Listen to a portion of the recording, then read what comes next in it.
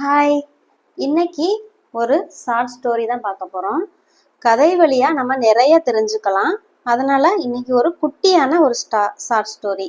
ஒரு காலத்தில் சங்கர் என்ற விவசாயி இருந்தார். அவரிடம் ஒரு குதிரையும் ஆடும் இருந்தது. ஒரு நாள் குதிரை நோய்வாய்ப்படுகிறது. இது ஃபர்ஸ்ட் இதை பார்க்கலாம். ஒரு காலத்தில் அப்படின்னா என்ன, நமக்கு எல்லாருக்குமே தெரியும். ஒரு காலத்தில் அப்படின்னு சொல்லும் போது ஒன்ஸ் அப்பான் எ டைம் அப்படின்னு சொல்லலாமா?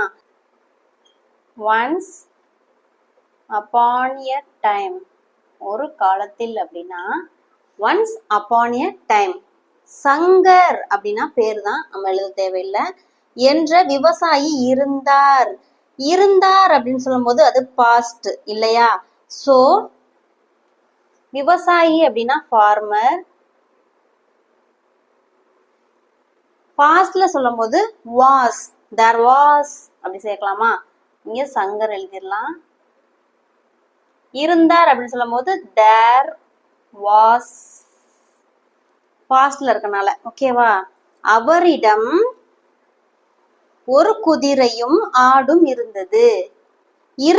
இருக்கிறதுக்கு என்ன சொல்லுவோம்? ஹேவ் இல்லைன்னா ஹேஸ் யூஸ் பண்ணுவோம். இங்க இருந்தது அப்படின்னு பாஸ்ட்ல இருக்கா, சோ ஹேட் யூஸ் பண்ணணும். சரியா? அவரிடம் அப்படி சொல்லும் போது ஹி, இருந்தது அப்படின்னா ஹேட். ஒரு குதிரை அப்படின்னா எ ஹார்ஸ், ஆடு அப்படின்னா கோட். ஒரு நாள் குதிரை நோய்வாய்ப்படுகிறது. படுகிறது அப்படின்னு பிரசன்ட்ல சொல்றாங்க. ஒரு நாள் அப்படின்னா ஒன் டே. குதிரை அப்படின்னா ஏற்கனவே குதிரையை பத்தி சொல்லிட்டோம், ஒரு குதிரை இருக்குன்னு. இப்ப அதே குதிரையை திரும்ப சொல்றதுனால எ ஹார்ஸ் சொல்லக்கூடாது, த ஹார்ஸ். ஏன்னா நம்ம குறிப்பிட்டு தான் சொல்றோம் அந்த குதிரை நோய்வாய்ப்படுகிறது அப்படின்னு. நோய்வாய்ப்படுகிறது அப்படின்னு சொல்லும் போது பிகம்ஸ் இல். இல் அப்படின்னா நோய்வாய்ப்படுறது தான். பிகம்ஸ் அப்படியா சொல்றோம்னா படுகிறது அப்படின்னு இருக்கா, அப்போ பிரசன்ட் பிகம்ஸ். நோய்வாய்ப்பட்டது, நோய்வாய் ஆனது அப்படின்னு சொல்லும் போது பிகேம் அப்படி சொல்லலாம். இங்க பிரசன்ட்ல இருக்கனால பிகம்ஸ் அப்படின்னு சொல்றோம். இப்போ நம்ம எழுதிடலாமா சென்டென்ஸா? ஸ்டோரியோட first line, once upon a time, ஒரு காலத்தில், there was a farmer Shankar, அதாவது நேம்டு, அவரோட நேம் வந்து சங்கர் அப்படின்னு சொல்றாங்க. தேர் வாஸ் அப்படின்னா இருந்தார் அப்படின்னு அர்த்தம். இருந்தது அப்படின்னு சொல்றது வந்து ஒரு, இது ஒரு நேம் இல்லையா? விவசாயிங்கிறது ஒரு ஆள், அவங்கள குறிக்கும் போது தேர் வாஸ் எ ஃபார்மர் அப்படின்னு சொல்லணும். தேர் வாஸ் எ ஃபார்மர், அவங்களோட நேம் என்ன? சங்கர். அப்போ நேம்டு, நேம்டு ஏன் சொல்றோம்னா இது பாஸ்ட்ல இருக்கனால named, named Shankar. Once upon a time there was a farmer named Shankar. ஒரு காலத்தில் சங்கர் என்ற விவசாயி இருந்தார். என்ன இருந்துச்சு சொன்னாங்க? ஒரு குதிரையும் ஒரு ஆடும். அப்போ he இருந்தது அப்படின்னு சொல்றதுனால past. he had a horse and a goat. அவர்கிட்ட ஒரு குதிரையும் ஒரு ஆடும் இருந்தது அப்படின்னா he had a horse and a goat. ஒரு குதிரை அப்படி சொல்லும்போது எ ஹார்ஸ், ஒரு ஆடு அப்படின்னு சொல்லும் போது எ கோட். நெக்ஸ்ட், அது ஒரு நாள் என்ன பட்டுச்சா? நோய்வாய்ப்பட்டது அப்படின்னு இருந்துச்சுல. ஒன் டே, ஒரு நாள் அப்படின்னா ஒன் டே. ஒன் டே யாரு? குதிரை தானே, அப்போ த ஹார்ஸ். எ ஹார்ஸ் சொல்லக்கூடாது, த ஹார்ஸ். ஏன்னா நெக்ஸ்ட் டைம் சொல்லும் போது த ஹார்ஸ் தான் சொல்லணும். ஏன்னா அந்த குதிரை நோய்வாய்ப்படுகிறது அப்படின்னு சொல்றதுனால. நோய்வாய்ப்படுகிறது அப்படின்னா பிரசன்ட்ல becomes ill. One day the horse becomes ill. ஒரு நாள் குதிரை நோய்வாய்ப்படுகிறது, பிகம்ஸ் இல் அப்படின்னா நோய்வாய்ப்படுகிறது. அதனால் அப்படின்னா சோ.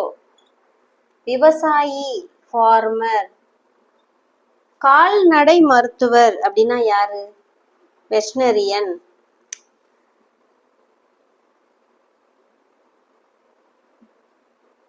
அழைத்தார் அப்படின்னு பாஸ்ட்ல இருக்கு, சோ கால்டு. அழைத்தார் அப்படின்னா பாஸ்ட், so called. இப்ப எழுதலாமா? so ஃபார்மர் அப்படின்னா த ஃபார்மர்னு எழுதணும். ஏன்னா ஃபார்மரை பத்தி ஏற்கனவே சொல்லிட்டோம். இப்போ அந்த ஃபார்மர் அப்படின்னு இதுக்கு அர்த்தம். ஸோ த ஃபார்மர் கால்டு என்ன பண்ணாரு? அழைத்தார். அதனால கால்டு. ஃபர்ஸ்ட் யாரு என்ன பண்ணாங்க அப்படின்றத எழுதணும். So called. The farmer called veterinarian. யார அழைத்தார்? கால்நடை மருத்துவரை. So the farmer called veterinarian. மருத்துவர் சொன்னார் அப்படின்றது. அந்த குதிரையை செக் பண்ண வந்துட்டு அவர் என்ன சொல்றாரு அப்படின்னா, மருத்துவர் அப்படின்னா வெட்டினரியன் தானே. அப்போ டாக்டர்னு குறிப்பிட்டு சொல்லலாம், இல்லைன்னா வெட்டினரியன். வெட் த டாக்டர் செட் கூட எழுதிக்கலாம், அந்த வெட்டினரியன் செட் கூட எழுதிக்கலாம். நம்ம இன்னைக்கு த வெட் ஷார்ட்டா எழுதியிருக்கேன், வெட்டினரியன் டாக்டர். த வெட் செட் உங்கள் குதிரைக்கு அப்படின்னு சொல்லும் போது, உங்கள் அப்படின்னா யுவர், குதிரைக்கு அப்படி சொல்லும் போது ஹார்ஸா. வித்தியாசமான அப்படின்னா என்ன? டிஃப்ரெண்ட். வித்தியாசம் அப்படின்னா டிஃப்ரெண்ட் அப்படின்னு தெரியும். நோய் கிருமி அப்படின்னா வைரஸ். நோய் கிருமி வைரஸ். இருக்கிறது அப்படின்னா என்ன? இருக்குதுன்னு சொல்லும் போது என்ன சொல்லுவோம்? ஹேவோ ஹேஸோ யூஸ் பண்ணுவோம். இங்க ஹேவ் யூஸ் பண்ண முடியாது, ஏன்னா குதிரை அப்படிங்கிறது இட். ஸோ இங்க ஹேஸ் தான் யூஸ் பண்ணணும். இருக்கிறது அப்படின்னா ஹேஸ். இப்போ எழுதலாமா? த வெட்ரேரியன் இல்லைன்னா vet said your horse. First யாரு? Your horse. என்ன இருக்குதுன்னு சொல்றாங்க. அப்ப has a different virus. The veterinarian said your horse has a different virus. உங்க ஹார்ஸுக்கு ஒரு வித்தியாசமான நோய் கிருமி இருக்குது அப்படின்னு சொல்றாங்க. இருக்கிறது அப்படின்னு. So has a different virus. அதற்காக குதிரை 3 நாட்கள் மருந்து எடுக்க வேண்டும். ஏன்னா வித்தியாசமான நோய் கிருமி இருக்குல்ல, அதனால குதிரை 3 நாட்கள் மருந்து எடுக்க வேண்டும் அப்படின்னு டாக்டர் சொல்லிட்டாராம். அதற்காக அப்படின்னா ஃபார் தட். குதிரை ஹார்ஸ்.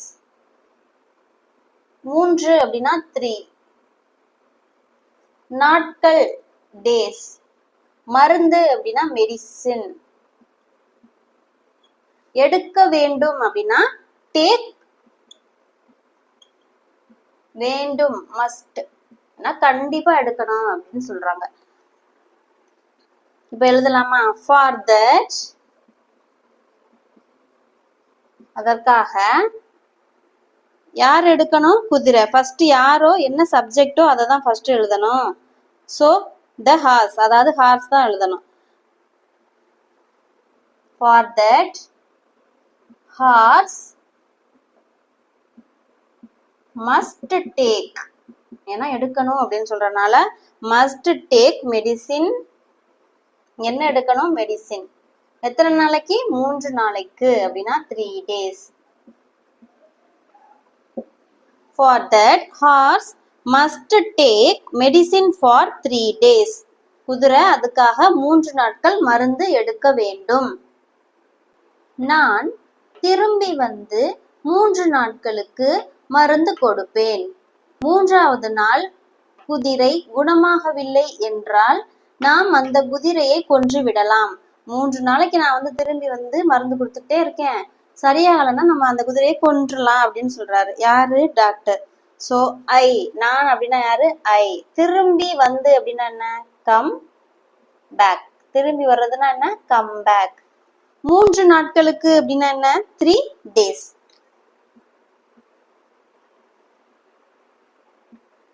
மருந்து கொடுப்பேன் அப்படின்றது. இது என்னது? ஃபியூச்சர்ல இருக்கா? கொடுப்பேன் அப்படின்னா என்ன? ஃபியூச்சர். அப்பனா மருந்து அப்படின்னா தெரியும், மெடிசின். கொடுப்பேன் அப்படின்னா என்ன? வில் போட்டு கிவ் போட்டுலாமா? ஃபியூச்சர்ல சொல்றதுனால. அடுத்த லைன் பாருங்க. 3வது நாள் அப்படின்னா என்ன? 3வது நாள் அப்படின்னா 3rd day அப்படின்னு அர்த்தம். சரியா? 3வது நாள் அப்படின்னா என்ன? 3rd day. குதிரை ஹார்ஸ். குணமாகவில்லை, இது எப்படி சொல்றாங்க? நெகட்டிவா சொல்றாங்களா? அப்போ நாட், குணமாகல அப்படின்னு சொல்லும் போது நாட்ஸ் யூஸ் பண்ணிக்கலாம். நாட் பெட்டர், குணமாகவில்லை, பெட்டரா ஆகல அப்படின்னா என்றால் அப்படின்னு சொல்லும் போது இஃப், இஃப் யூஸ் பண்ணலாமா? If condition. இஃப் நாம் அப்படின்னா வி. அந்த குதிரையை அப்படின்னு சொல்றாங்களா? யார? அந்த குதிரைய கொன்று விடலாம். கொன்று விடலாம் அப்படின்னா என்ன? கில். குதிரையை அப்படின்னா ஹார்ஸ். அந்த குதிரையை அப்படி சொல்லும் போது நம்ம எழுதிக்கலாம். சரியா? ஐ இப்ப எழுதமா, நான் திரும்பி வந்து 3 நாட்களுக்கு மருந்து கொடுப்பேன். இதுதான் ஒரு லைன். ஏன்னா இங்க சென்டென்ஸ் முடிஞ்சிருச்சு. சரியா? இப்போ எழுதலாமா? ஐ, ஃபர்ஸ்ட் ஐ சப்ஜெக்ட். என்ன பண்றாங்கன்னா திரும்பி வந்து மருந்து கொடுப்பேன் அப்படின்னு சொல்றாங்க. ஐ வில் கம், ஏன்னா நான் திரும்பி வருவேன் வருவேன்னு சொல்றாங்களா? ஐ வில் கம் பேக், திரும்பி வந்து I will come back and, ரெண்டு விஷயம் இருக்கு. I will come back and give. சரியா? இது ரெண்டுமே ஃபியூச்சர்ல தான், அதனால சேர்த்து அண்ட் போட்டு ஒரே திரியா வில் போட்டாச்சு. சரியா? I will come back and give, என்ன கொடுப்பாங்களாம்? 3 நாட்களுக்கு மருந்து கொடுப்பேன் அப்படின்னு சொல்றாங்க. யாருக்கு? அந்த குதிரைக்கு. சோ அந்த குதிரைக்கு அப்படின்னு சொல்லும் போது நம்ம ஹிம் அப்படின்னு எடுத்துக்கலாம், அவனுக்கு அப்படின்னு சொல்லிக்கலாம். சரியா? இப்போ குதிரைக்கு அப்படின்னு சொல்ல வேணாம், இங்க ஹிம் அப்படின்னு சொல்லலாம். கிவ் ஹிம், என்ன? அவனுக்கு என்ன கொடுக்க போறாங்க? மெடிசின்ஸ். சோ மெடிசின்ஸ், மருந்துன்றதுனால மெடிசின்ஸ் எழுதிடலாமா? எத்தனை நாளைக்கு? 3 நாட்களுக்கு அப்படின்னு சொல்லும் போது 3 days. 3 நாட்களுக்கு அப்படின்னு சொல்லும் போது for 3 days. 3 நாட்கள், for 3 days. 3 நாட்களுக்கு அப்படின்னு சொல்லும் போது for 3 days. and அடுத்த சென்டென்ஸ் எழுத போறோம். சரியா? 3வது நாள் குதிரை குணமாகவில்லை என்றால் அப்படின்னு சொல்றாங்க.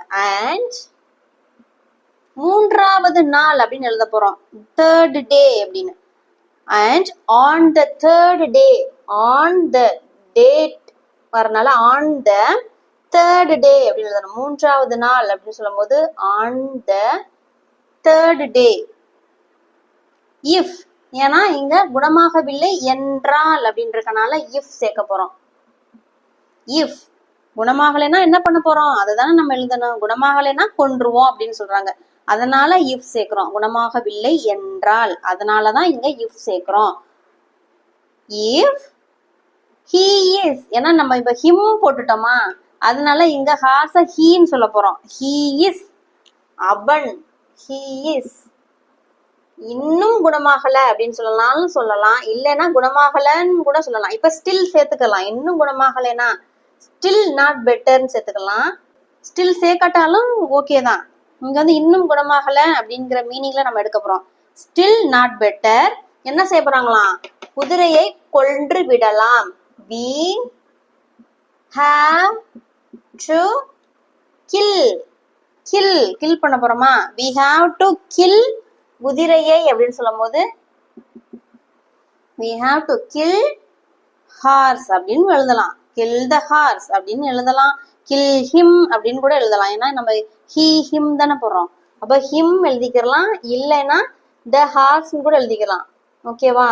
we have to kill the horse, இல்லைன்னா we have to kill him, அவனை கொன்றலாம், இல்லைன்னா குதிரையே கொன்றலாம் அப்படின்னா the horse. I will come back and give him medicines for 3 days.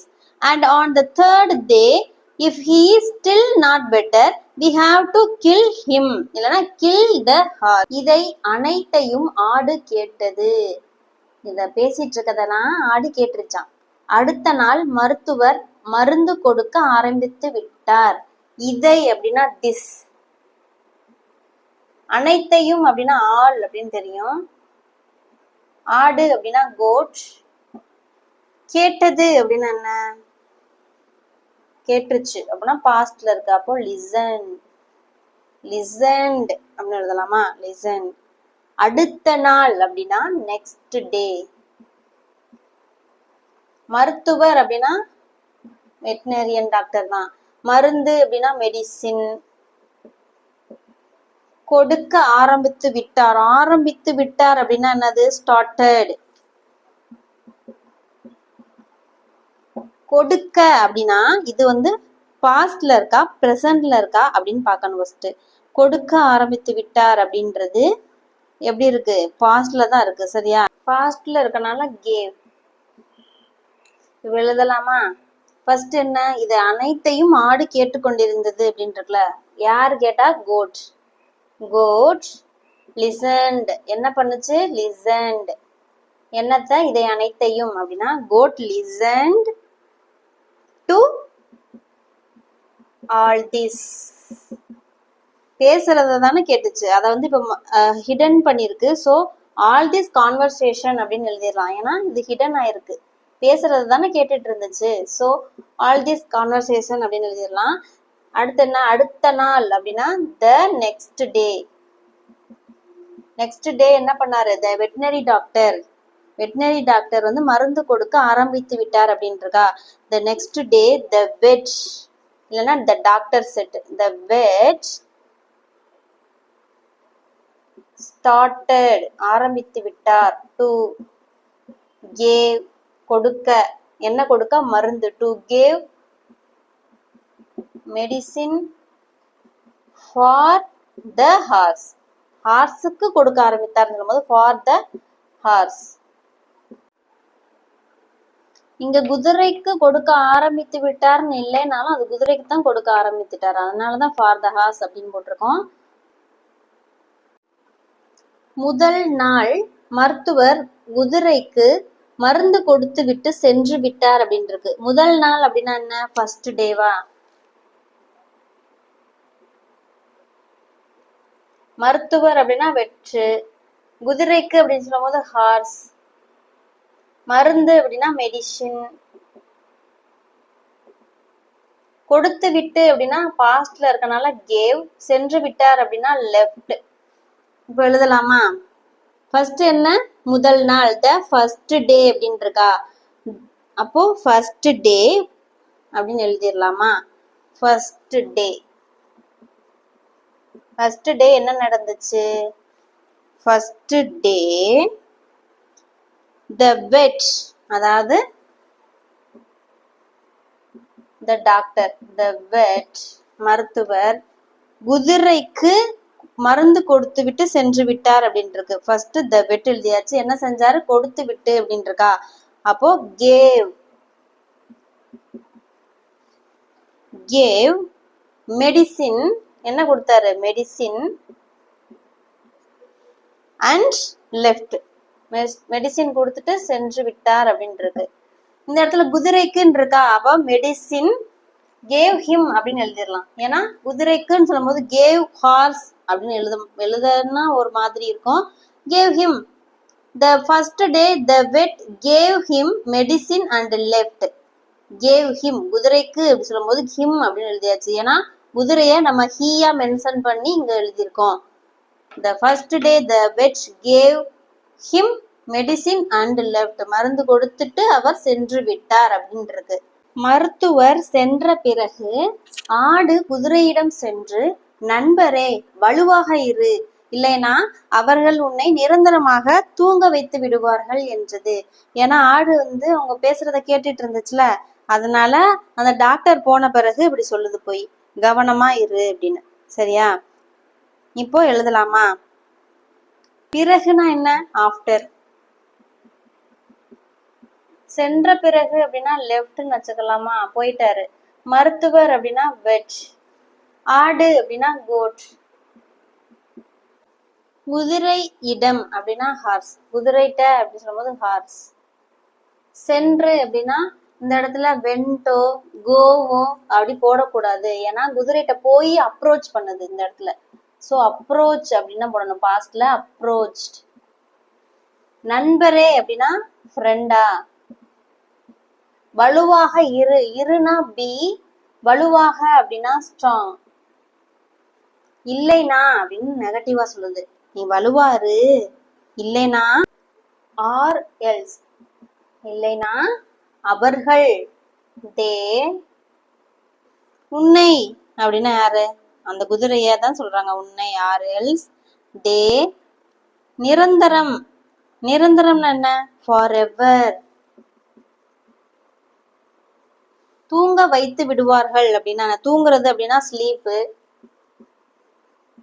தூங்க வைத்து விடுவார்கள் அப்படின்னு சொல்றாங்க. வைத்து விடுவார்கள் அப்படின்னா என்ன வரும்? Put you. Put you. இந்த யூ வந்து இங்க சரியா? Put you. தூங்க வைத்து விடுவார்கள் அப்படின்னா புட் யூ. என்றது அப்படின்னா சொல்றது. அப்படின்னா என்ன? செட். நம்ம எழுதிடலாம். அப்ப சென்டென்ஸ் எழுதும் போது எழுதிக்கலாம். இப்ப எழுதலாமா? ஃபர்ஸ்ட்ல இருந்து என்ன? த வெட்டினரி டாக்டர் சென்ற பிறகு அப்படித்தானே? The after. ஃபர்ஸ்ட் என்ன? After the vet left. The vet left அதாவது அந்த வெட்டினரி டாக்டர் போன பிறகு. கோட் யாரு? Goat approached. Goat approached. Goat வந்து அப்ரோச் பண்ணுது சரியா? சொல்லுது. The horse approached the horse. Horse the approach பண்ணுது. After the vet left the goat approach the horse. ஹார்ஸ்ட போய் என்றதுன்னு இருக்கா, அதான் அந்த செட்டை தூக்கி இங்க போட்டுடலாம் சரியா? ஹார்ஸ்ட போய் சொன்னது அப்படிதானே மீனிங். சோ அங்க செட்ன்னு இருக்கனால என்றது அப்படின்றத தூக்கி இங்க போட்டுறணும். Approach the horse and said என்ன சொல்லுது? பி ஸ்ட்ராங் அப்படின்னு சொல்லுதா?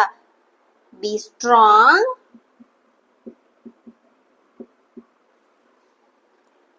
My friend. வலுவா இரு நண்பரே அப்படின்னா be strong my friend. My நண்பரே அப்படின்னா ஃப்ரெண்டு தானே. So be strong my friend. இல்லைனா அப்படின்னா ஆர் எல்ஸ். இல்லைனா அவர்கள் உன்னை நிரந்தரமாக தூங்க வைத்து விடுவார்கள் அப்படின்றக்கா. அவர்கள் அப்படின்னா தே ஆர். அவர்கள் அப்படின்னா யாரு? They are. தே அவர்கள்னா தே தான். ஆர் எங்க எதனால போடுறோம் அப்படின்னா அது ஒரு நம்மளுக்கு ஆக்சிலரி வெர்ப் அப்படின்னு தெரியும். இஸ்ஸோ ஆரோ ஆமோ யூஸ் பண்ணுவோமா? அப்போ தேன் வரனால நம்ம ஆர் யூஸ் பண்றோம். ஏன்னா ப்ளூரல்ல இருக்கனால. They are going. அவர்கள் உன்னை கொன்று விடுவார்கள் இல்ல நிரந்தரமாக தூங்க வைத்து விடுவார்கள் அப்படின்னு இருக்கு. கோயிங் டு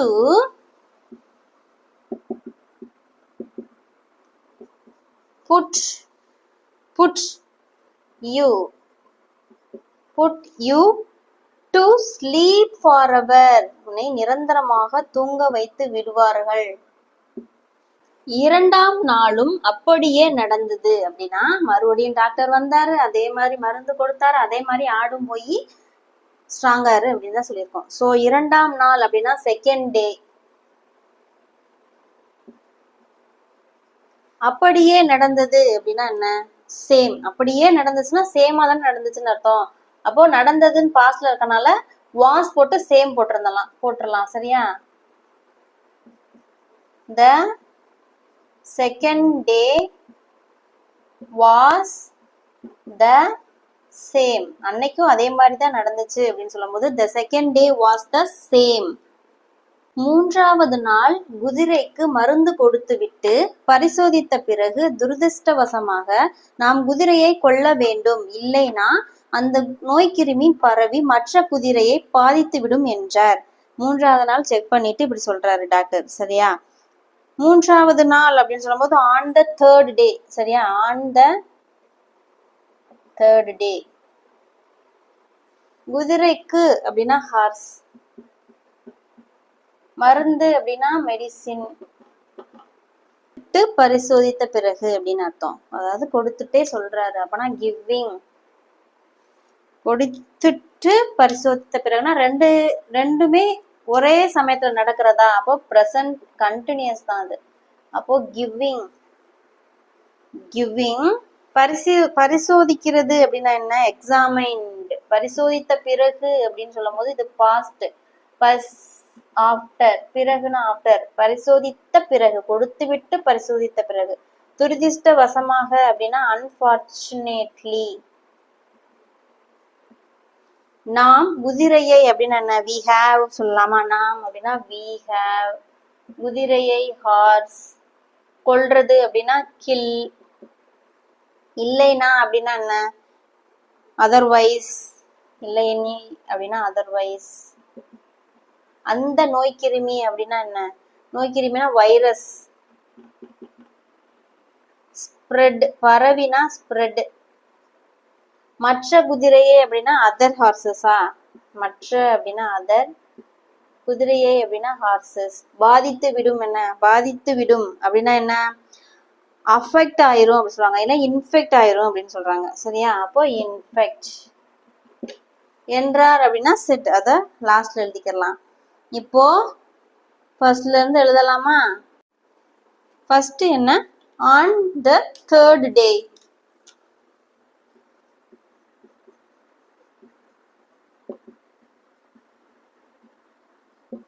என்ன பண்ணாங்க? குதிரைக்கு மருந்து கொடுத்துட்டு அப்படின்னு இருக்கா. ஆஃப்டர், இது ரெண்டுமே சேம் தான். குதிரைக்கு மருந்து கொடுத்துட்டு பரிசோதித்தாங்க அப்படின்னு இருக்கா. அப்போ ஆஃப்டர் அர்த்தம். கொடுத்த பிறகு அப்படின்னு, விட்டு கொடுத்துட்டுங்கும் போது அது ஆஃப்டர் தான். After giving. ஆஃப்டர் கிவிங் என்னது? Medicine. After giving medicine to the hours. யாருக்கு கொடுத்தாங்க? குதிரைக்கு. To the horse. அண்ட் என்ன பண்றாங்க? பரிசோதித்த பிறகு அப்படின்னா எக்ஸாமின் இட். யார? ஹார்ஸ. Examine it. என்ன சொல்றாங்க? அன்பார்ச்சுனேட்லி, துரதிர்ஷ்டவசமாக நாம் குதிரையை கொல்ல வேண்டும். அன்பார்ச்சுனேட்லி, அதாவது துரதிர்ஷ்டவசமாக அப்படின்னு சொல்லும் போது என்ன வரும்? அன்பார்ச்சுனேட்லி. சரியா? குதிரையை நம்ம என்ன பண்ணணுமா? கொல்லணும் அப்படின்னு சொல்றாங்க. அன்பார்ச்சுனேட்லி, நாம் குதிரையை கொல்ல வேணும் அப்படின்னா we have to kill the horse. We have to kill the horse. இல்லைன்னா kill him அப்படி கூட எழுதலாம். இல்லைனா அதர்வைஸ் அப்படின்னு இருக்கா. சோ இல்லைனா அப்படின்னா என்னது? அதர்வைஸ். இல்லையெனில் அப்படின்னு சொல்லும் போது அதர்வைஸ். நோய்க்கிருமி அப்படின்னா என்ன? The virus. இனிமேதான் பரவி அப்படின்னு சொல்றாங்க. அப்போ வில் ஸ்ப்ரெட் அப்படின்னு போடலாமா? அப்போ ஃபியூச்சர்ல சொல்றதுனால வில் ஸ்ப்ரெட். பரவி என்ன பண்ணுமா? அப்போ குதிரையை, மற்ற குதிரையை பாதித்து விடும் அப்படி சொல்றாங்க. And infect other horses. மற்ற குதிரையை பாதித்து விடும் அப்படின்னா இன்ஃபெக்ட் அதர் ஹார்சஸ். ஆடு குதிரையிடம் வந்து அதற்கு உதவ முயன்றது. ஆட்டின் உதவியுடன் குதிரை அங்கிருந்து ஓடிவிட்டது அப்படின்ட்டு இருக்கா. ஆடு வந்து குதிரைக்கு உதவிடுச்சு. சரியா? ஆடு அப்படின்னா என்ன? கோட். குதிரையிடம் வந்து அப்படின்னா வந்து அப்படின்னா வந்துருச்சு. அப்போ கேம். Hours game. அதற்கு உதவ முயன்றது அப்படின்னா உதவ அப்படின்னா ஹெல்ப். முயன்றது அப்படின்னா ட்ரைட். ஆட்டின் அப்படின்னா கோட். உதவியுடன் அப்படின்னா ஹெல்ப். குதிரை அப்படின்னா ஹார்ஸ். அங்கிருந்து ஓடிவிட்டது அப்படின்னா ran away. The goat came வந்துருச்சு. யார்கிட்ட? ஹார்ஸ்ட. அப்போ the goat came to horse. வந்து என்ன பண்ணுச்சு? உதவ முயன்றது அப்படின்னா அப்ப try came to horse and try to help. Help பண்ண முயன்றது அப்படின்றதுனால try to help him. அதற்கு அப்படி சொல்லும் போது him. And ஆட்டின் உதவியுடன் குதிரை அங்கிருந்து ஓடிவிட்டதுன்னு இருக்கா. and with the help of, உடன் அப்படின்னா வித் தானே. அப்போ with, அப்போ உடன் அப்படின்னு அர்த்தம். and with யாரோட ஹெல்ப்? கோட்டோட help. the with the help of goat. ஆட்டின் உதவியுடன் அப்படின்னு சொல்லும் போது with the help of the goat இல்லனா goat. with the help of goat the horse ran away. ஓடிவிட்டது.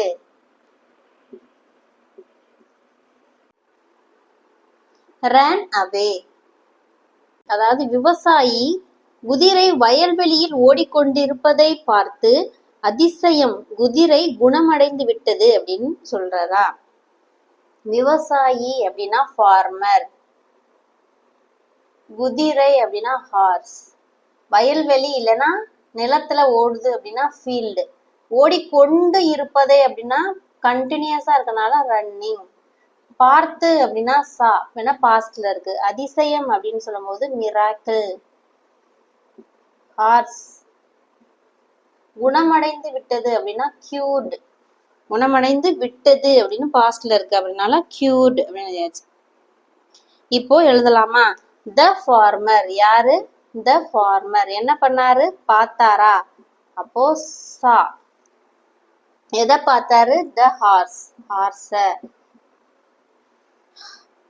எப்படி, வயல்வெளியில் ஓடிக்கொண்டிருப்பதை பார்த்து அப்படின்றிருக்கா. சா த ஹார்ஸ் ரன்னிங், ஏன்னா ஓடிக்கொண்டிருப்பதை, ரன்னிங் இன் த ஃபீல்டு, ஃபீல்டுல ஓடிக்கொண்டிருப்பது பார்த்தாரு.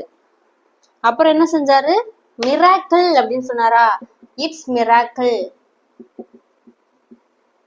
அதிசயம், குதிரை குணமடைந்து விட்டது அப்படின்னு சொன்னாங்க. குணமடைந்துனா கியூர்டு அப்படின்னு சொன்னோமா. அப்போ cured, my horse is cured, my horse is cured, குதிரை குணமடைந்து விட்டது அப்படின்னு சொல்றாரு. என் குதிரை குணமடைந்து விட்டதுனாலும் குதிரை குணமடைந்து விட்டதுனாலும் அது அவரோட குதிரை தானே, அதனால மை ஹார்ஸ் இஸ் கியூர்டு. இந்த கதையோட லாஸ்ட் எண்டிங் இதுதான். இதோட ட்விஸ்ட பாருங்களே. அந்த குதிரை குணமடைஞ்சிருச்சு அப்படின்னு சந்தோஷத்துல அந்த விவசாயி என்ன பண்றாராம், ஒரு பெரிய விருந்துக்கு ஏற்பாடு செஞ்சுட்டு அந்த விருந்துக்கு ஆட்டையே கொன்று விடலாம் என்றார். கடைசியில ஆடு கொன்று விடலாம் அப்படின்னு நினைச்சிட்டாரு. குதிரைய ஆடு காப்பாத்துச்சு, ஆனா லாஸ்ட்ல அந்த ஆட்டையே கொன்றலாம் அப்படின்னு விவசாயி நினைச்சிட்டாரு. இதுதான் இந்த கதையோட ஒரு பெரிய ட்விஸ்ட். நாம் அப்படின்னா என்ன, வி. ஒரு பெரிய விருந்து அப்படின்னா பார்ட்டியா, பிக் பார்ட்டி அப்படின்னு சொல்லலாம். ஏற்பாடு செய்யலாம், அது இதுலயே வந்துரும், இது நம்ம எழுதிடலாம். ஒரு விருந்து ஏற்பாடு செய்ய போறாங்க அப்படின்னு சொல்லும் போது ஹேவ் அப்படின்னு யூஸ் பண்ணலாம். அந்த விருந்திற்கு ஆட்டை கொன்று விடலாம், அப்போ லெட்ஸ் யூஸ் பண்ணணும். லெட்ஸ் ஏன் யூஸ் பண்றோம், ஏன்னா கொன்று விடலாம் அப்படின்னு சொல்றப்போ லெட்ஸ் யூஸ் பண்ணணும். ஏன்னா ரெண்டு பேரு சேர்ந்தோ இல்ல நாம அப்படின்னு சொல்றனால, இங்க நாம் அப்படின்றதுனால இங்க லெட்ஸ் யூஸ் பண்றோம். கொன்று விடலாம், கொன்றுக்கு கில். ஓகே, வி, இங்க நாம் ஒரு பெரிய விருந்து இருக்கா, அதுல இருந்து ஆரம்பிக்கலாம். வி மஸ்ட் இல்லனா we have a big party. We have a big party. Let's kill the goat.